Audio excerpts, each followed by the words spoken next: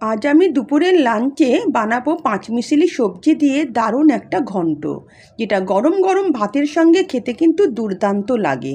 তো সেই ঘন্ট রেসিপিটাই আজ আমি আপনাদের সঙ্গে শেয়ার করব। তো চলুন আমার কিচেনে রেসিপিটা শুরু করি। Hi everyone, welcome to my channel. আমি দোয়েল।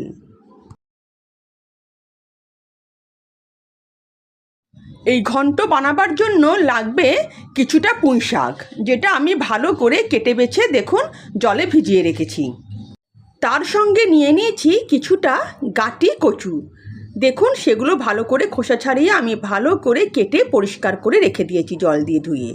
আর নিয়েছি দুটো ঝিঙে, নিয়ে নিয়েছি কিছুটা কুমড়ো, আর নিয়েছি দুটো আলু, যেগুলোকে আমি ছোট ছোট করে কেটে নিয়েছি।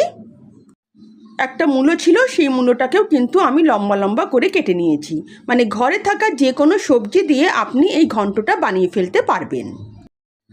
তো গ্যাস অন করে একটা কড়াই বসিয়ে দিয়েছি। তার মধ্যে আমি 1 টেবিল চামচের মতন সর্ষের তেল নিয়ে নেব। তেল গরম হয়ে গেছে, এখন এর মধ্যে চা চামচের 1 চামচ 5 ফোড়ন দিয়ে দেব। তার সঙ্গে দিয়ে দেব একটা তেজপাতা আর 3টে শুকনো লঙ্কা।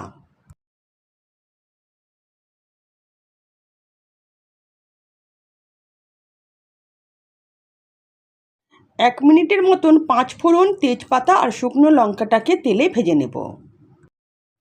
5 ফোড়নের সুন্দর ভাজা গন্ধ বেরিয়ে এলে এর মধ্যে একে একে সব সবজিগুলো দিয়ে দেব।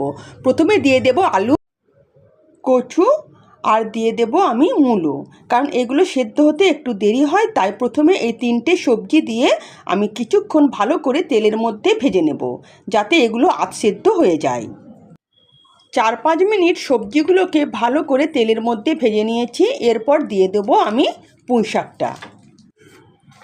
পুঁই শাকটা দেওয়ার পরও আমি কিছুক্ষণ নাড়াচাড়া করে নেব, যাতে পুঁই শাকটাও সেদ্ধ হয়ে যায়, কারণ পুঁই শাকের ডাঁটাগুলো কিন্তু সেদ্ধ হতে একটু দেরি হয়।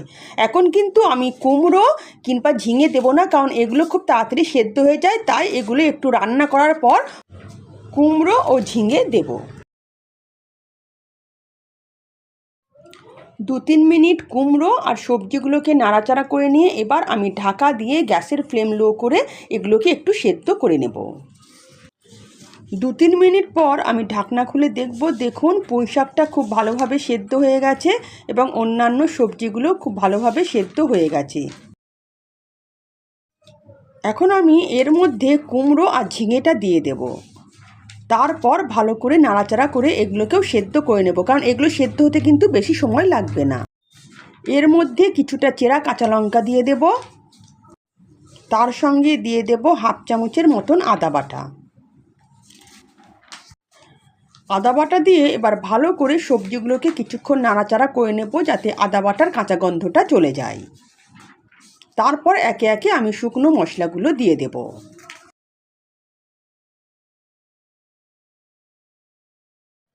কিছুক্ষণ সবজিগুলোকে নাড়াচাড়া করে নিয়েছি। এবার এর মধ্যে স্বাদ মতন লবণ দিয়ে দিলাম, হাফ চামচ হলুদ গুঁড়ো দিয়ে দেব, হাফ চামচ জিরে গুঁড়ো, হাফ চামচ দিয়ে দেব ধনে গুঁড়ো, তার সঙ্গে দিয়ে দেব হাফ চামচের মতন কাশ্মীরি রেড চিলি পাউডার। এটা শুধুমাত্র আমি রঙের জন্য দিলাম, কারণ রান্নাটা কিন্তু আমি কাঁচা লঙ্কায় করছি। এবার ভালো করে শুকনো মশলাগুলো দিয়ে সবজিগুলোকে খুব ভালো করে আমি কষিয়ে নেব। মিডিয়াম ফ্লেমে সবজিগুলোকে খুব ভালো করে আমি কষিয়ে নিয়েছি 4-5 মিনিট। এবার আমি পরিমাণ মতন জল দিয়ে দেব এবং সবজিগুলোকে খুব ভালো করে আমি সেদ্ধ করে নেব।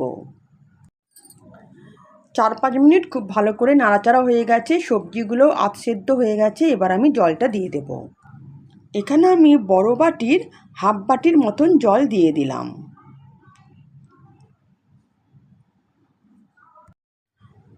জল দিয়ে ভালো করে নাড়াচাড়া করে এবার আমি ঢাকা দিয়ে সবজিগুলোকে সেদ্ধ হতে দেব। ততক্ষণ সবজিগুলোকে সেদ্ধ করব যতক্ষণ না জলটা শুকিয়ে পুরো মাখা মাখা হয়ে যায়। এখানে প্রথমে আমি 5 মিনিট গ্যাসের ফ্লেম হাই করে দেব, তারপর 5 মিনিট পর গ্যাসের ফ্লেম লো করে দিয়ে বাকি সবজিগুলোকে আমি সেদ্ধ হতে দেব।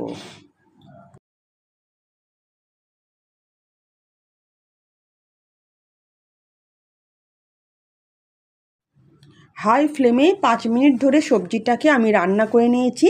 আর সবজিগুলো কিন্তু পুরো সেদ্ধ হয়ে গেছে এবং এর গ্রেভিটাও কিন্তু অনেকটা শুকিয়ে এসছে। এবার আমি গ্যাসের ফ্লেম লো করে দেব। ভালো করে সবজিটাকে একবার নাড়াচাড়া করে নেব। দেখুন সবজিটা কিন্তু মাখা মাখা হয়ে এসছে। আর আমি কিন্তু আগে থেকেই একটু বড়ি ভেজে রেখেছি, সেই বড়িটা এবার আমি দিয়ে দেব।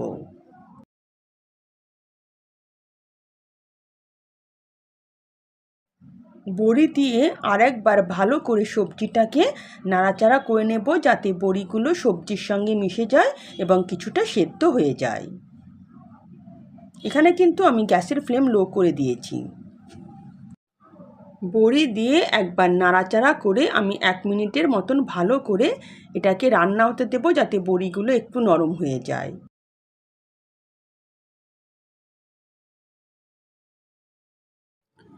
সবশেষে এর মধ্যে দিয়ে দেব 1 চামচের মতন চিনি, কারণ ঘন্ট একটু মিষ্টি মিষ্টি হলে খেতে কিন্তু ভালো লাগে। তো চিনি দিয়ে ভালো করে একবার নাড়াচাড়া করে দেব।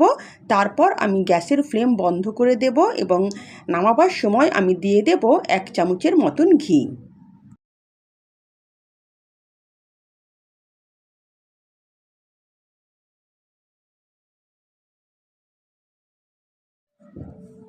ঘি দিয়ে ভালো করে একবার নাড়াচাড়া করে দেব এবং গ্যাসের ফ্লেম বন্ধ করে দেব। ঘন্ট আমার রেডি। এটা গরম গরম ভাতের সঙ্গে খেতে কিন্তু দারুণ লাগে।